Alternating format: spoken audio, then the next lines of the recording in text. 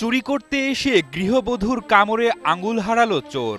কোনো উপায় না পেয়ে আঙুলের বিচ্ছিন্ন অংশটুকু রেখেই সহযোগীদের সহায়তায় পালিয়ে যায় আহত চোর।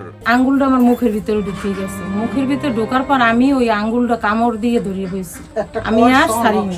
একটা কর সহ নখ সহ আর কি আমি কামড়াইয়ে ধরিয়ে বইছি। তবে আঙুল হারালেও পালানোর আগে ভুক্তভোগী গৃহবধূ ঝুমুরকে প্রাণনাশের হুমকি দিয়ে যায় আহত ওই চোর। কয় তুই আমার আঙ্গুল ফালাই দেছো? ছোটভাবে কইছে, এতটাও আমি কণ্ঠ বুঝি না। এমন ছোটভাবে বলছে যেন আমি কণ্ঠ না বুঝি, এমন ভাবে বলছে। বললে কইতেছে তুই আমার আঙ্গুল ফালাই দেছো, তোর খবর আছে। ঝুমুরের এমন প্রতিরোধে অবাক সকলেই।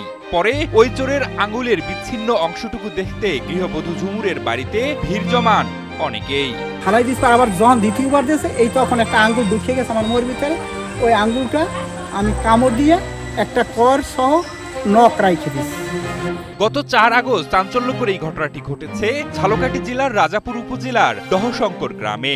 ওই এলাকার গৃহবধূ ঝুমুর বেগম সেদিন পরিবারের সদস্যদের নিয়ে ঘুমিয়েছিলেন। শব্দ পেয়ে ঘুম ভাঙতেই ঝুমুর দেখতে পান তার ঘরে চোর ঢুকেছে। তিনি চোরকে দেখে চিৎকার শুরু করলে চোর মশারির উপর থেকে ঝুমুরের মুখ চেপে ধরে। শুরু হয় ধস্তাধস্তি। এক পর্যায়ে চোরের একটি আঙুল গৃহবধূর মুখে চলে গেলে তিনি শক্ত করে কামড়ে ধরেন।